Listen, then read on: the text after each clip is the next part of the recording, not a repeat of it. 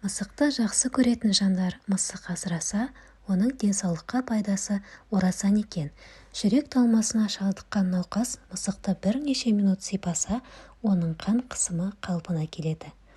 Мысық шаршағанды басып, күйзелістен арылуға көмектеседі.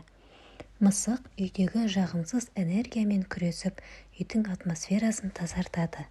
Қара түсті мысық өзге мысықтарға қарағанда адам бойындағы жағымсыз энергияны өзіне көбірек сіңіріп алады.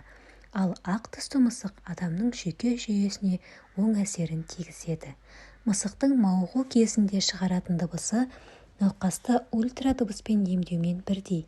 Мысықтың дыбысы жараның жазылып, сүйектің өсіліп жетілуіне әсер етеді. Жалғызілікті жандар үшін мысық таптырмас ермек. Мысық қожайынына қажет екенін сезсе, оған адал дос бола біледі. Сүйкімді мысықтың суретіне қарап отыру жүйкеге тыныштық сыйлайды. Мысық сіздің қай жеріңізге шығып жайғасса, сол жеріңіздің сыр бергені. Егер беліңізді айна соқтаса, бүйрегіңіз ауырады. Мысық басыңызға жатса, ол гипертония немесе бас ауруының белгісі.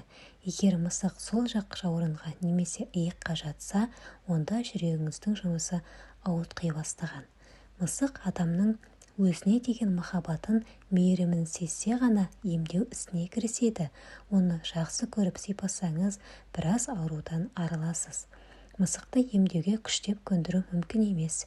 Өмір бойы үйінде мысық ұстаған адамдар мысық асырамайтын адамдарға қарағанда 10 жыл артық өмір сүретіні дәлелденген.